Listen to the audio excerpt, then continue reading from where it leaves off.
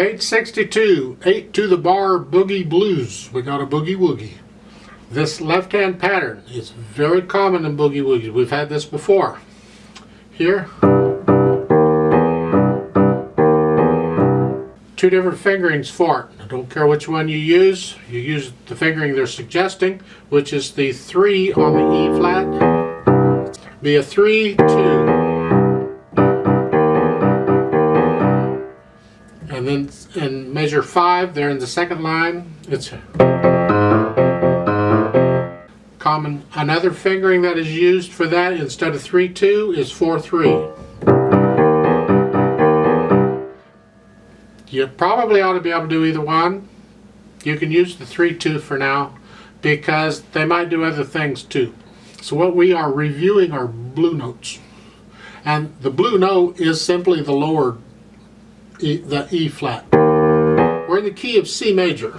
So if you do a blues scale on C major,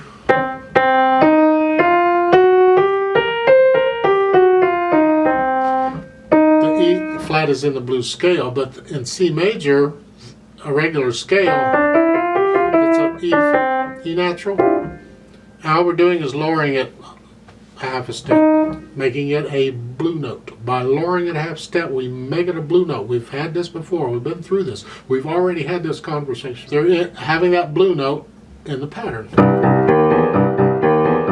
And that gives it a little different flavor than, or if you, that sounds different than this. Having that lowered, the blue note gives a little edgy sound. It's like, ooh, it's the whole purpose of this piece.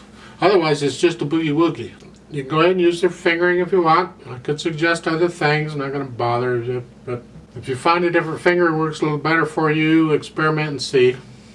But their fingering seems to work. The first line is straightforward, and the second line in the right hand, it's 2-1. You're putting yourself in position for what's coming because we're going up here. And this does that. And then the last measure, the second line, you're going up again. Well, if you don't want to use 3 and 5 on the C flat, then instead of starting with a 2, start with a 1. It's okay.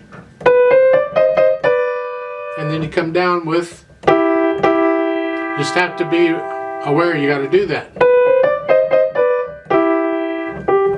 Last line, last 2 measures. They got some blue notes there in the right hand. We got blue notes in the right hand all over. That is the lower half step note. But here, then we're going to lower the E to an E flat, make it a blue note. And then the last measure, the G flat is a blue note. We lowered it a half step and we're resolving it up. Isn't that cool? Of course, we resolved the E flat too. Up a half step. A blue note generally goes the next note, or then eventually you're going to go up a half step to the regular note, is what we're saying. In the left hand, you have that. That E flat is a blue note, but you resolve it to the E natural. It goes up a half step to the regular note. It's what I'm trying to say in my own crazy way. Third line, last measure. You're here, and then the very end, you have a here, and then a B flat. It's a blue note, but it resolves to a B natural. Last line, you have an A flat, resolves to an A natural. And then the B flat, the E flat at the end, resolves to an E natural. G flat resolves to a G natural. So they're resolving these blue notes, and they're all over the place. It's kind of cool. Let's check notes and rhythms here and just make sure we got it okay. We're going to do it twice. It's repeated. You can do the dynamics if you want. There's not a lot of difference between an MP and an MF. It just means the second time around, play it a little louder. But that's up to you. You can improvise here. You want to change the dynamics? Change the dynamics. It's okay. You have a choice here. Generally with a boogie woogie, I don't swing the eighth notes. I play them evenly. But if you want to do it in a jazz style, it's fine. Swing the eighth notes.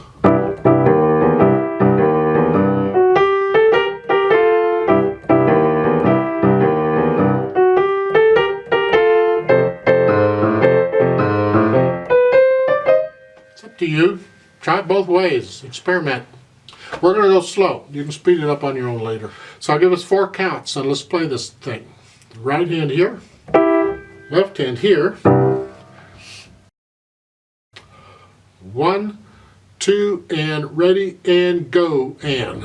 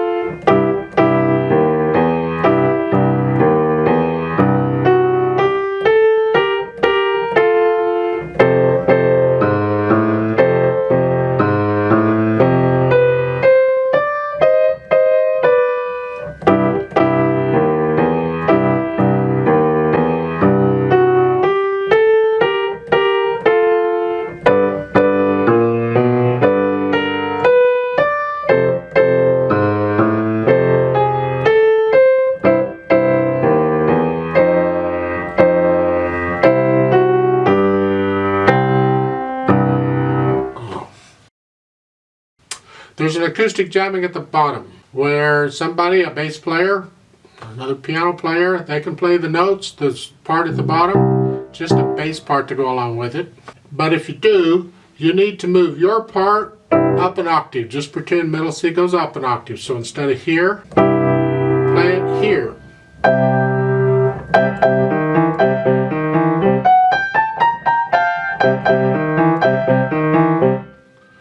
You don't like that sound, which I don't, then I suggest you just move your left hand up an octave and leave the right hand where it is.